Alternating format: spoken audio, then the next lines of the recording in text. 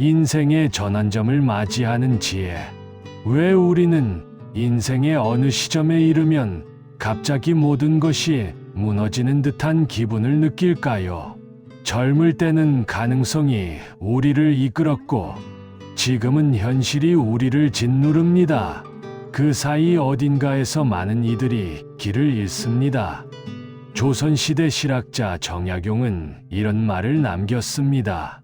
사람의 인생에는 3번의 큰 고비가 있다. 그중 중년의 고비가 가장 험하다. 정약용이 말한 인생의 3 고비는 이렇습니다. 첫 번째는 젊음의 혼란, 방향을 알지 못해 헤매는 시기입니다.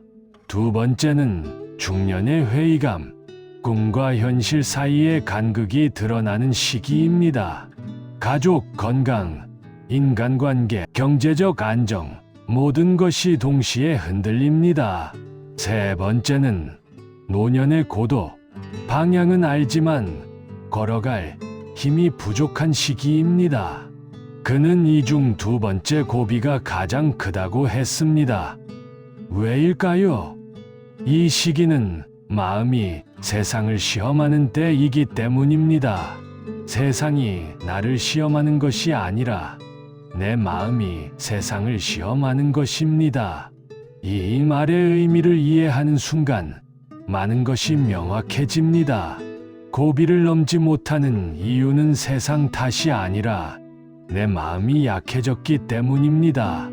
50대를 넘기면 사람들은 2가지를 잃기 시작합니다. 하나는 열정이고 다른 하나는 방향입니다. 이때 중요한 것은 포기와 체념을 구분하는 것입니다. 정약용은 말했습니다. 포기는 지혜의 시작이고 체념은 무지의 끝이다. 포기는 내가 선택한 여백입니다. 하지만 체념은 세상에 진 것입니다.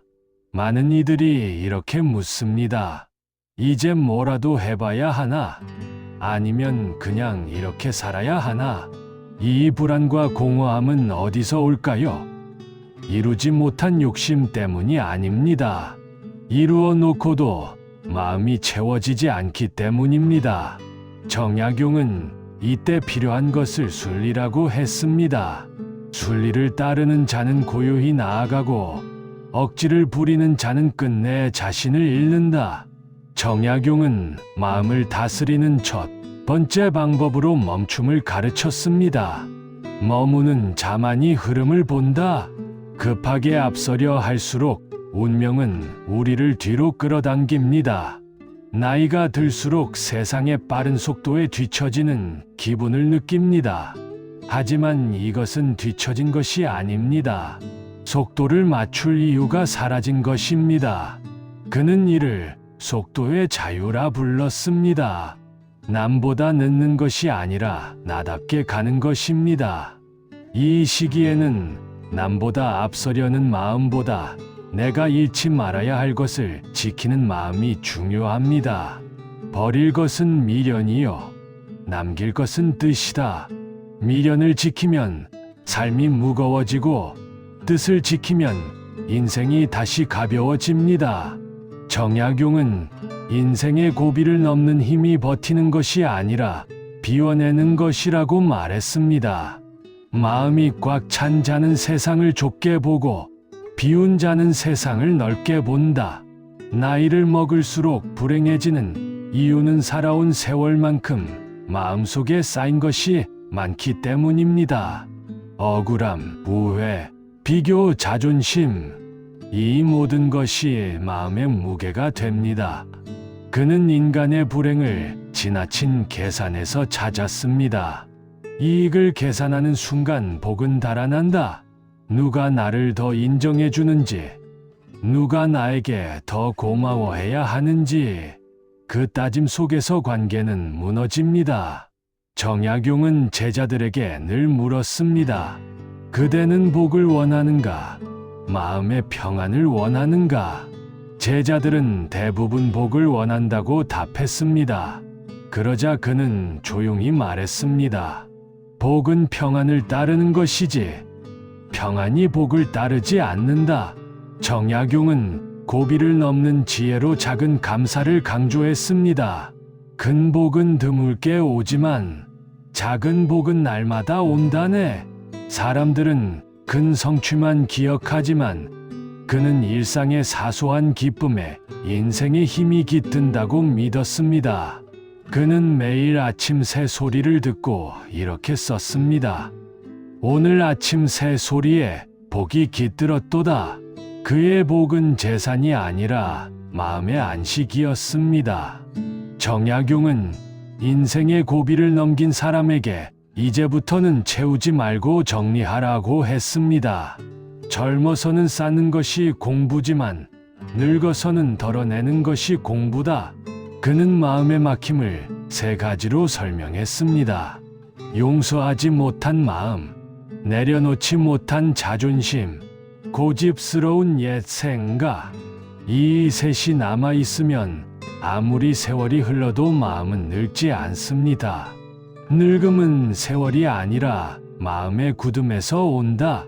정약용은 내면의 가장 무서운 적은 자신에게 휘두르는 칼이라고 했습니다. 그는 그 칼을 내려놓는 법을 용서라고 불렀습니다. 용서는 타인을 위한 일이 아니라 스스로를 살리는 일이다. 남을 용서하면 내가 자유롭다. 이 말은 그가 유배지에서 수없이 되뇌던 문장입니다.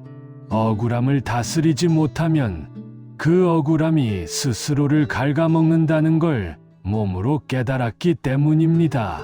정약용은 노년의 외로움을 이렇게 정의했습니다. 외로움은 병이 아니나 치유하지 않으면 병보다 깊다. 많은 이들이 외로움을 사람이 곁에 없어서라고 생각하지만 그는 달리 보았습니다. 진짜 외로움은 사람이 없어서가 아니라 마음이 닫혀 있어서 온다. 그는 유배지에서의 시간을 이렇게 표현했습니다. 고독은 나를 죽이지 않고 나를 깨우쳤다. 사람은 혼자 있을 때 진짜 얼굴이 드러난다. 그가 말한 외로움의 본질은 나 자신과 마주하는 용기였습니다. 정약용은 인생의 마지막 고비를 마음의 집착이라 했습니다. 사람은 떠나보낼 줄 알 때 그제야 자기 인생이 시작된다. 우리는 살면서 무수한 것을 쥐고 놓지 못합니다. 재산, 자식, 명예, 과거의 기억까지. 쥐면 무겁고 놓으면 가볍다. 가벼운 자만이 멀리 간다. 그는 이 세상에서 가장 어리석은 것은 미련이라고 썼습니다. 미련은 사랑의 그림자다. 그림자를 쫓으면 빛을 잃는다. 하지만 그의 말은 냉정하지만 따뜻합니다. 진정한 사랑은 떠난 뒤에도 평안한 것이다. 정약용은 마지막으로 이렇게 남겼습니다. 인생의 끝은 소유가 아니라 평안이다. 우리가 나이 들어 지켜야 할 마지막 한 가지는 무엇을 가지느냐가 아니라 마음이 얼마나 고요한가입니다. 지금 당신의 마음에 미련이 남아있다면 이렇게 물어보세요. 이것을 쥐고 있는 동안 나는 행복한가? 그 질문에 대답할 수 없다면 그건 이미 떠나보낼 때가 된 것입니다. 마음을 비우는 자, 세상을 얻는다. 이것이 정약용이 우리에게 남긴 가장 따뜻한 충고입니다. 당신의 인생에서도 놓을 줄 아는 지혜가 피어나길 바랍니다.